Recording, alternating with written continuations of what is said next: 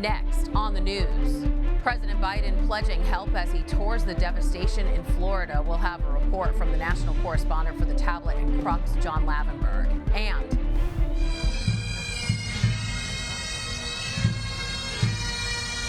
a heart-wrenching final farewell for an FDNY EMS captain killed in a random attack in Queens.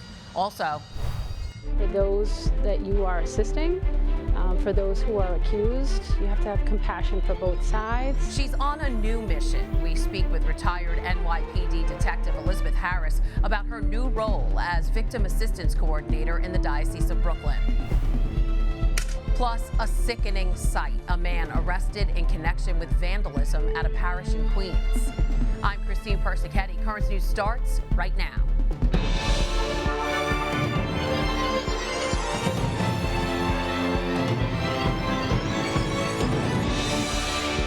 Thinking of it, and we're not leaving. We're not leaving until this gets done. President Biden with a promise of help for the people of Florida in the wake of one of the worst storms in the state's history. The president got a first-hand look at the devastation in Fort Myers. He's promising the full attention of the federal government to work with state and local officials in an effort to build back homes, businesses, and lives. Current News' Jessica Easthope has the latest. President Biden and the First Lady are pledging their support and the government's resources, extending the federal disaster declaration in the wake of Hurricane Ian, which left more than 100 people dead and parts of Southwest Florida unrecognizable. This historic, titanic, and unimaginable storm just ripped it to pieces.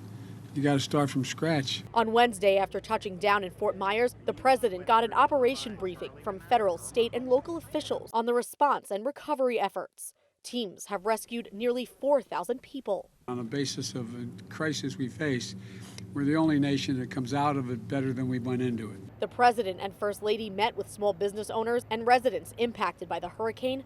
At its peak, more than 2.5 million people were without power. Now the number is closer to 300,000. Utilities are still not fully restored. Give me water. I don't need a light. I don't need a TV. I don't need anything. I need to be able to charge my phone, which I'm able to do, thankfully.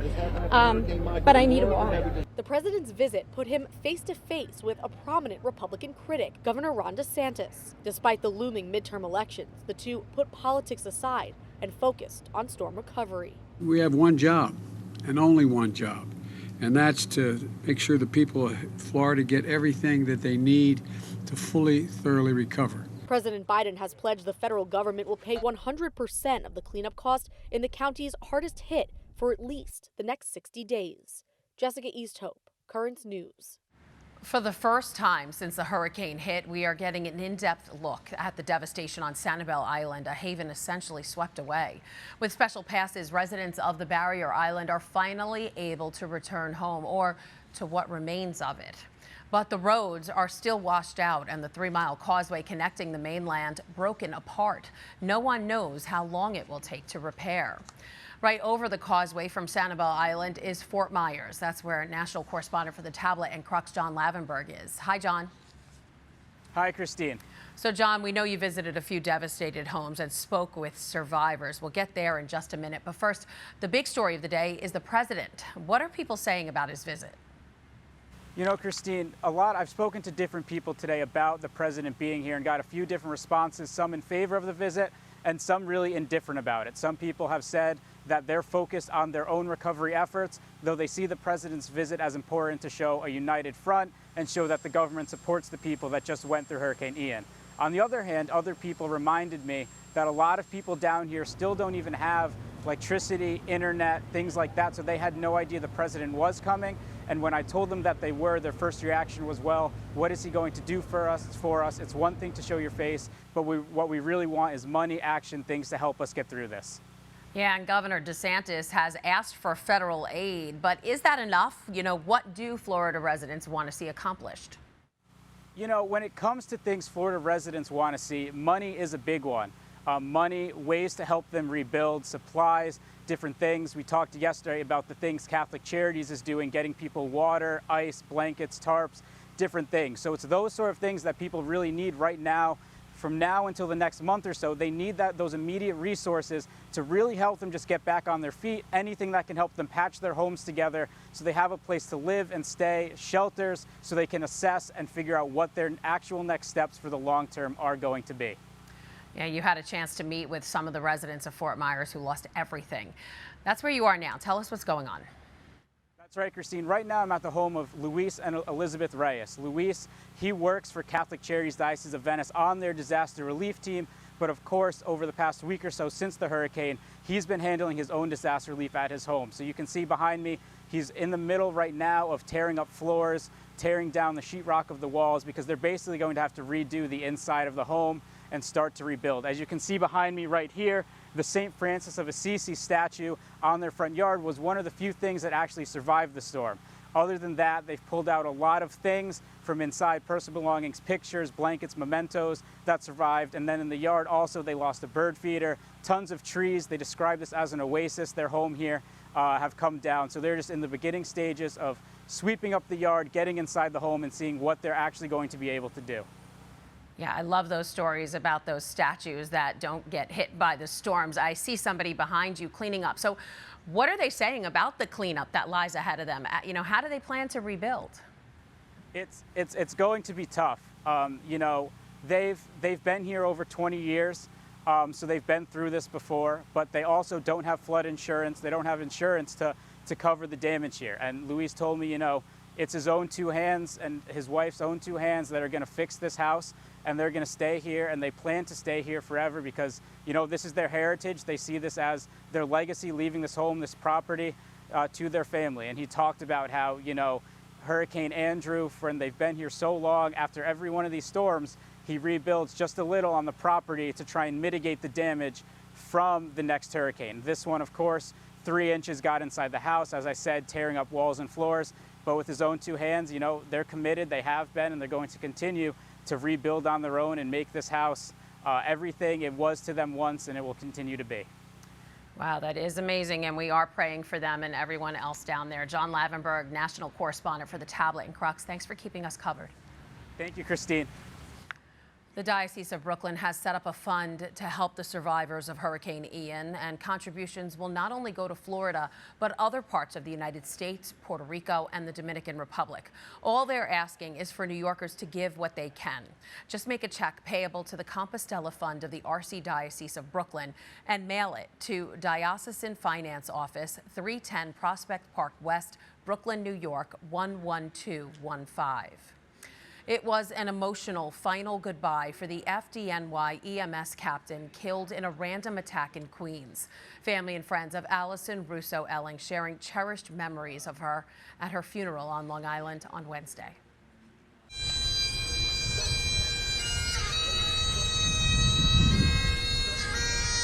The casket carrying the body of slain Captain Alison Russo-Elling arrived at the Tillis Center on Long Island in an FDNY ambulance.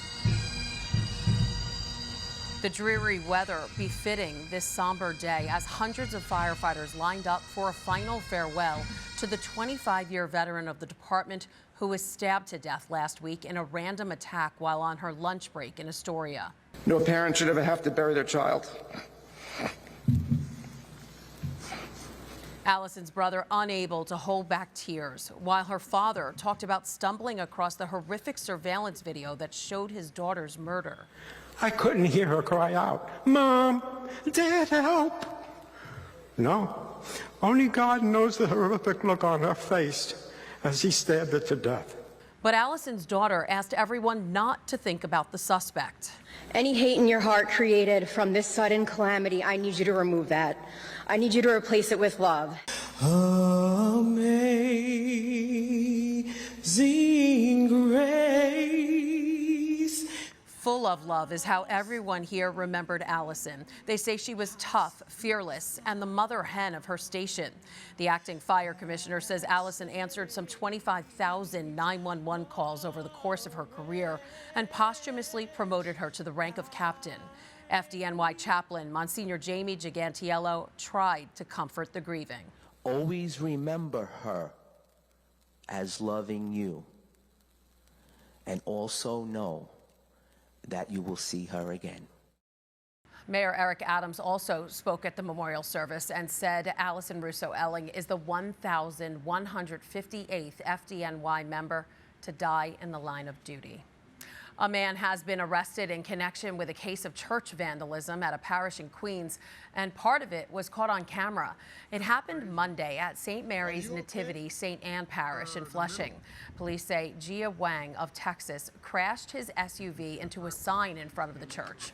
Detectives say Wang also used the vehicle's jack to smash a statue of the Virgin Mary and cause other damage. We spoke with the pastor, Father Jose Diaz, who's already offering his forgiveness. It's hard to forgive people you don't know, I think, right? Because I don't owe anything to you. It can be hard to forgive family, obviously, because of the ties, but still there's a vested interest in seeking reconciliation when there's a level of maturity in your heart. But someone I don't know, why would I even give you the time of day, right? But I do forgive him. I do. And I pray for him. And I told my people to pray for him. And I wrote a message in the bulletin to pray for him. Because you don't know what people are going through. You don't know the suffering. You don't know why he did what he did. Is it related to me? I don't think so. But, you know, why allow that to take away the peace that the Lord has given me, right? So absolutely, I believe in forgiveness, and I think we should forgive him. The suspect is facing a slew of charges, including a hate crime, criminal mischief, and reckless endangerment of property. Now to some good news. It's back, the Tablets College Fair. The event could help you make one of the biggest decisions in your life or your child's life, where you will continue your education. This year, Christ the King High School in Middle Village is hosting. If you attend, you'll be able to speak with representatives from at least 30 colleges from New York to California. The fair is tomorrow, Thursday, from 6 to 8 p.m. at Christ the King High School. Their campus is located at 6802 Metropolitan Avenue in Queens. And the faithful of the Diocese of Brooklyn can now learn a little more about their bishop, all thanks to a new Currents News web series, A Minute with Bishop Brennan. And I think the Lord had a sense of humor because he sent me to the land of pasta, pizza, and pastry. The weekly web videos help you to get to know Bishop Brennan on a personal level, answering questions like what's his favorite meal to get in Brooklyn and Queens, and how did the bishop end up a Mets fan? Just be sure to follow Currents News on Facebook and Instagram. The first installment dropped today, and new videos will premiere every Wednesday throughout October and November.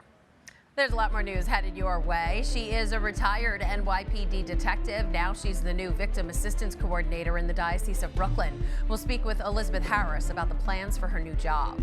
Also, an honor for some shining stars. Catholic Migration Services paying tribute to those in the ethnic ministries in the diocese. And some fast actions by a school nurse helps to save the life of a student in need. We'll hear from her coming up.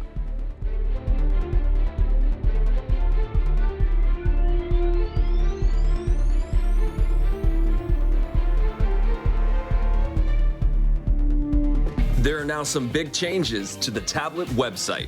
You can get personalized access to the Catholic news you value. Sign up for free at thetablet.org.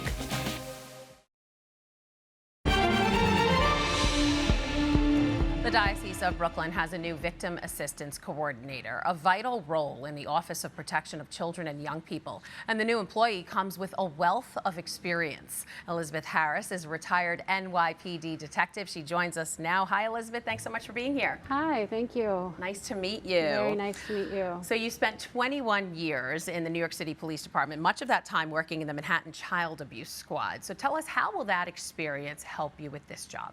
Well, in the time that I spent there, I was investigating cases of physical and sexual abuse for child victim survivors. So I've handled hundreds of cases over the years and met hundreds of children. And I think that experience I can bring to the diocese now to assist the survivors today. Absolutely. And after you were named the Victim Assistance Coordinator, Bishop Robert Brennan released a statement, which we're going to read. He said, Detective Harris brings a unique breadth of experience that will further enhance our efforts to protect the faithful with the strong, safe environment protocols we already have in place. I am grateful she is now sharing her expertise with the diocese to assist us in this most important mission. Now, in the NYPD, as you mentioned, you monitored sex offenders. You also worked with survivors, which is something you'll be doing in this role as well. Why is it important for the church to hear directly from survivors? because they need to hear their stories in their words, and for them to know how this has impacted them, their lives, their families, their children. It needs to come from them. Now, I know you are a product of the Diocese of Brooklyn, like myself, but why would you want to take on this job? I mean, here you are, you're retired, you could be living your life. Yes, I know I have thought that, but I have a deep passion for helping people who have been affected by the traumas of sexual abuse and physical abuse. I spent a long time doing it with the NYPD and just wanted to continue that job for a little bit longer. I would think it takes a special person to be in a job like that. What is it about yourself? What characteristics would you say help you to do this type of job? I think anybody needs to have just the characteristics of just compassion for those that you are assisting, for those who are accused. You have to have compassion for both sides, and just to be patient, to be kind, and just to listen, So one of your first duties will be attending the Mass of Hope and Healing. How will that help you kind of hit the ground running in this job? Well, I think that's going to really introduce me to the diocese and to this role, and to hopefully meet some of the survivors one-on-one and face-to-face, and give them an opportunity to be heard and to come together and worship and hopefully heal and find a sense of comfort at the Mass. Okay, Elizabeth Harris, the new Victims Assistance Coordinator in the Diocese of Brooklyn. So nice to have you here. Thanks so much. Thank you. Thank you so much. The Diocese of Brooklyn has gathered together all the information you need to know about protecting victim survivors in one place. Just go to thedioceseofbrooklyn.org and click on Protecting Our Children. There you can find the diocese's policy and procedures regarding abuse, more information on the Office of Victim Assistance, and the diocesan toll-free reporting line. We just mentioned the Mass of Hope and Healing that will be celebrated here in the Diocese of Brooklyn. So here's a little more about it. It's a special liturgy planned by survivors for survivors. All are being invited to come together to pray for the healing of those impacted by sexual abuse. The annual Mass was born at the request of victim survivors and supplements the services already offered by the diocese. This year's Mass of Hope and Healing will be at Resurrection Ascension Church. That's at 8525 61st Road in Rego Park, Queens, on Thursday, October 13th at 7 p.m. Bishop Brennan will be the main celebrant. You can also learn more about Elizabeth Harris by picking up a copy of this week's tablet. The paper delves deeper into her background, plus her first impressions since receiving her roles. That's all in this week's edition of the paper. Catholic Migration Services has honored a bunch of shining stars in the Diocese of Brooklyn. The Shining Star Awards are presented to those in the diocese's ethnic ministries to honor their service to the church. Last Friday was the first of two dinners where the awards were handed out, and among those ethnicities honored were Chinese, Filipino, Ukrainian, Polish, and Guatemalan.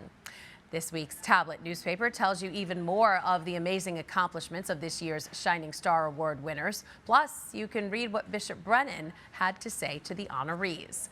Just grab a copy of the paper from your local church to read all about it. And to get future editions sent straight to you, just subscribe on thetablet.org. Turning now to Iran, a growing number of youth have joined the nationwide anti-government protests. It's all part of a national movement caused by the death of Mahsa Amini, a 22-year-old woman who died after being arrested by the country's morality police. Jomana Karadshe has the story. This religious propaganda song released by the Iranian government with a tribute to former Quds Force commander General Qasem Soleimani, who was killed in a U.S. drone strike, is also a pledge of allegiance to the supreme leader and the ideology. Critics of the regime say it's part of an effort to indoctrinate the next generation to carry on the Islamic revolution. But that generation is now rising up, saying enough to repression, demanding rights they've never known. In Tehran, spontaneous outbursts of defiance, young girls on the streets waving their headscarves, chanting death to the dictator, and the now familiar Women Life Freedom slogan of the protests, with cars honking their horns in support. More and more video now emerging of teenage girls joining in the protests. In this video, the girls remove their headscarves and chase an official out of the school, throwing water bottles and other objects as they chant, dishonorable. Girls emboldened by the young women who've been at the forefront of the nationwide protests, braving the bullets, the threat of prison or flogging, standing up to the Islamic Republic and its so-called morality enforcers, risking it all for their freedoms, for their right to choose. No one knows how this will all end, but one thing is for certain, the barrier of fear has now been broken. Jumana Karachi, Istanbul. Still to come on Currents News, it's the most holiest day of the year in Judaism. Next, the warm wishes from Bishop Brennan on Yom Kippur. And she says it's a miracle every time she sees him, how a school nurse came to the rescue of a student who desperately needed medical help. Do you have a story idea or want to share a tip? Email us at newstips@desalesmedia.org or call our 24-hour number, 718-517-3122. We'll be right back.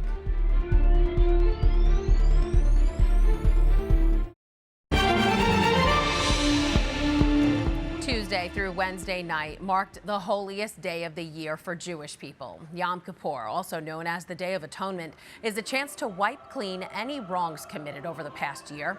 It began at sundown on Tuesday and goes until Wednesday evening, during which time Jewish people fast, repent, and worship. Bishop Brennan tweeted out this greeting ahead of the holiday: an easy and meaningful fast to all our Jewish brothers and sisters on this Yom Kippur. May you be blessed in the book of life for a year of good health, happiness, love, friendship, and blessings. That Hebrew there is the traditional greeting said on Yom Kippur. New York Cardinal Timothy Dolan also tweeted out this video to the Jewish people. Here in New York, we're blessed with a vibrant Jewish community, and I've always admired how seriously they take Yom Kippur. Even if they're the first to say, you know, I'm a little sorry that I don't practice my faith more vibrantly, boy, this holy day they take with eminent seriousness, and I appreciate them highly for that. Cardinal Dolan went on to compare this time for the Jewish faith to what Catholics do on Ash Wednesday and during the season of Lent. And finally, it's being called a miracle. A quick-thinking school nurse is credited with saving the life of a student. He collapsed in the middle of class after his heart stopped beating. Brian Johnson is in Kansas with the story. It's a miracle, and every time I see him, I cry. School nurse Jeannie Brumley had never been in a situation like this on campus. He definitely was gray in the face and around the mouth, and no pulse, no respirations. Her training kicked in. They got his pulse back, and an ambulance took him to Children's Mercy. There, doctors diagnosed him with restrictive cardiomyopathy. He needed a new heart. We weren't expecting that at all, and it was pretty rough news to take. Stephanie Kachever says it was a big shock. Still, there were miracles along the way. Then, on September 21st, they got the call. We were getting ready to go to bed, and then we had to go to the hospital at like 12 o'clock. Max got his new heart thanks to an organ donor. In about a week, he was up and walking around with lots to look forward to. That I get to play 8th grade year football. Kachever says there have been so many surprises. Just expected the worst, and it's been anything but. He's a miracle. Whatever just comes your way, you just gotta take it. Just go through it. That was Brian Johnson reporting. The Kachavers listed themselves as organ donors before this incident, but they say this has really shined a light on its importance. And that is Currents News. I'm Christine Persichetti. Thank you for joining us, because we are putting your faith in the news. Hope to see you again next time.